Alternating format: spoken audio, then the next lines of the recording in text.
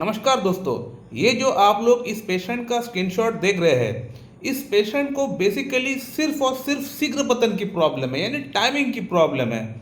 और पिछले 10-12 साल से इस पेशेंट का अंदर सिर्फ यही एक प्रॉब्लम है कि टाइमिंग जो है वो ठीक नहीं हो पाता है। वो कई बार इंटरकोर्स से पहले ही डिस्चार्ज हो जाता है या फिर कई बार तो फोर प्ले में ही गिर जाता है।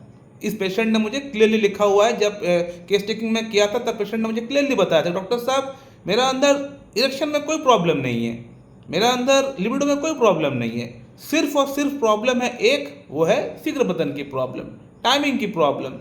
और वो टाइमिंग की प्रॉब्लम जो है इतना सीवियर प्रॉब्लम है कि कई बार वो इंटरकोर्स तो कर ही नहीं पाता है, और संभव अगर वो इंटरकोर्स करने का प्रयास करता भी है तो विद इन 5 to 6 सेकेंड वो डिस्चार्ज हो जाता है। और कई बार तो ऐसा भी हुआ कि फोर प्ले में ही वो डिस्चार्ज हो गए। और इस पेशेंट का ट्रीटमेंट मेरे पास से चल रहा है पिछले 4 मंथ से, और अभी इस पेशेंट का अंदर इतना अच्छा इम्प्रूवमेंट हो गया है कि आप लोग अगर इनका कमेंट को पढ़ेंगे तो आपको समझ में आ जाएगा कि पेशेंट का अंदर कितना अच्छा इम्प्रूवमेंट हो चुका है। जो पेशेंट अपने आप को 5 सेकंड तक रोक नहीं पाता था, उस पेशेंट का अंदर एटलीस्ट अब इतना हो चुका है कि वो 3 से 4 मिनट तक रुक पा रहा है, अपने आप को कंट्रोल कर पा रहा है। तो इतना अच्छा इस पेशेंट का अंदर इम्प्रूवमेंट हो चुका है। कैसे हुआ है? प्रोसेस वही एक है, कॉन्स्टिट्यूशनल ट्रीटमेंट, यानी सिंगल मेडिसिन का सिलेक्शन।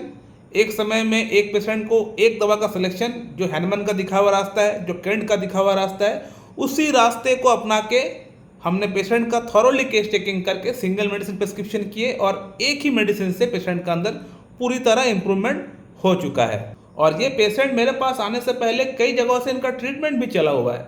कई सारे एलोपैथिक डॉक्टर ने इनको देखा है, कई सारे होम्योपैथ्स के पास इनका ट्रीटमेंट चला हुआ है, लेकिन किसी ने भी इनका प्रॉब्लम को सॉल्व नहीं कर पाए। होम्योपैथिक जो फिजिशियंस है वो तो इनका प्रॉब्लम को समझ ही नहीं पाए। एलोपैथिक फिजिशियन इनका प्रॉब्लम को समझ तो पाए हैं, लेकिन उनके हाथ में कुछ नहीं है। वो उनके हाथ में अगर औजार ही नहीं है, अगर वेपन्स ही नहीं है, तो फाइट किससे करेगा? उनके हाथ में कोई वेपन्स नहीं है इस प्रॉब्लम को ठीक करने के लिए, तो वो लोग कुछ नहीं कर पाएंगे। होम्योपैथ के पास इस चीज़ के लिए वेपन था, उन लोगों के पास वेपन्स है इस चीज़ को ठीक करने के लिए, लेकिन उनको समझ ही नहीं आया कि कौन सा वेपन चलाना है, उनको पता ही नहीं है।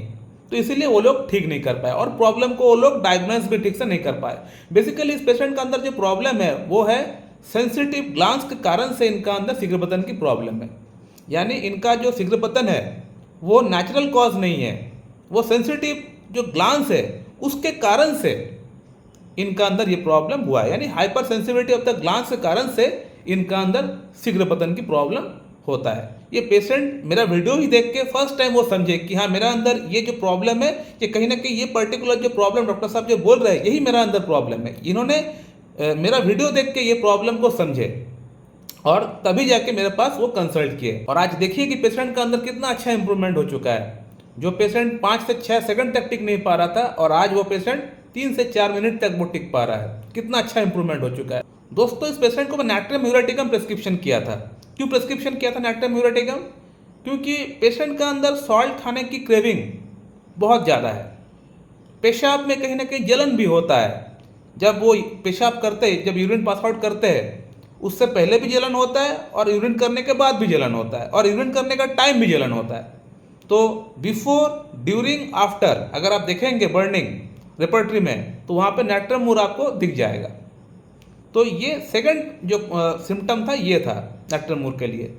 थर्ड सिम्टम की अगर बात करें तो पेशेंट का अंदर सन हीट इंटॉलरेंस था। यानी जब वो 10 बजे 11 बजे जब धूप में बाहर निकलते हैं तो कहीं ना कहीं इनको प्रॉब्लम होता है। तो ये और एक सिम्टम है नाट्रियम म्यूरेटिकम के लिए।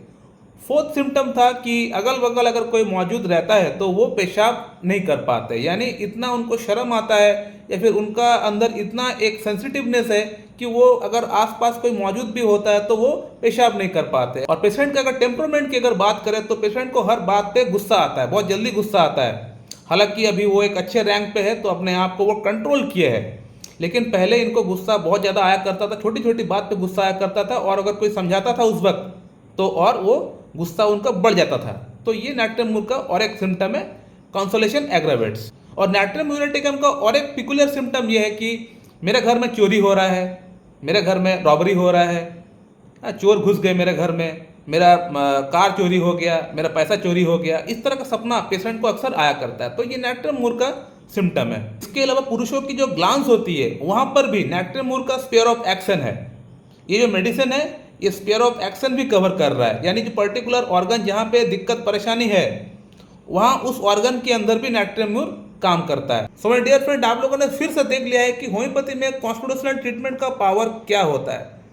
ये पेशेंट मेरे पास आने से जहाँ पे गए थे, बेसिकली इनको थुजा दिया गया था, सिनाबेरिस दिया गया था, एसिड नाइट्रिक दिया गया था, यानी वही थेरेपेटिक मेडिसिन वहाँ पे देख लिए कि रेपर्टरी में दिया गया है ये मेडिसिन काम करता है, मतलब ये मेडिसिन दे के देख लो, काम शायद हो जाए। लेकिन थुजा का सिम्टम नहीं है पेशेंट का अंदर, एसिड नाइट्रिक का सिम्टम नहीं है पेशेंट का अंदर, सिनाबेरिस का सिम्टम नहीं है पेशेंट का अंदर। दवा का सिम्टम्स तो पेशेंट का अंदर मिलना जरूरी है ना। बिना दवा का सिम्टम्स मैच किए आप उस मेडिसिन को कैसे पेशेंट को प्रिस्क्रिप्शन कर सकते हैं? उस मेडिसिन का लक्षण ही नहीं है पेशेंट का अंदर और आप दिए जा रहे हैं वो मेडिसिन, तो आप कितना भी क्यों ना पेशेंट को वो मेडिसिन खिला दे, 1% का ही पेशेंट का अंदर फायदा नहीं होगा, उल्टा पेशेंट का अंदर साइड इफेक्ट हो सकता है इस तरह मेडिसिन देने से। पेशेंट का अंदर पूरा हुबहू सिम्टम्स है नेक्टर मूर का और आप प्रिस्क्रिप्शन कर रहे हो सिनाबेरिस, प्रिस्क्रिप्शन कर रहे हो थुजा, प्रिस्क्रिप्शन कर रहे हो एसिड नाइट्रिक। जस्ट किताब में पढ़ लिया, वहाँ पे लिखा हुआ है सेंसिटिविटी ऑफ द ग्लांस के लिए ये मेडिसिन कहीं ना कहीं काम करता है, तो आप दे दिए। सिम्टम्स मैच करने का कोई दरकार नहीं है, दवा काम नहीं किया पेशेंट का अंदर। So my dear friend, patient का अंदर अब काफ़ी अच्छा इंप्रूवमेंट हो चुका है नेक्टर मूर से। अब आगे मैं नेक्टर मूर पेशेंट का अंदर 10 ml में दिया हूँ, 10 ml और 50 ml में दिया हूँ। इस बार पेशेंट का अंदर और अच्छा इंप्रूवमेंट हो जाएगा। जो 3-4 मिनट टाइमिंग हुआ है वो टाइमिंग कहीं ना कहीं और 1-2 मिनट बढ़ जाएगा, और 1-2 मिनट अगर और बढ़ जाएगा तो पेशेंट का अंदर टाइमिंग पूरी तरह नॉर्मल हो जाएगा। सो माय डियर फ्रेंड, मैं इस वीडियो को यहीं पे एंड करता हूँ। अगर आप लोग के मन में कोई प्रश्न है तो आप लोग कर सकते हैं। So thank you very much and have a good day.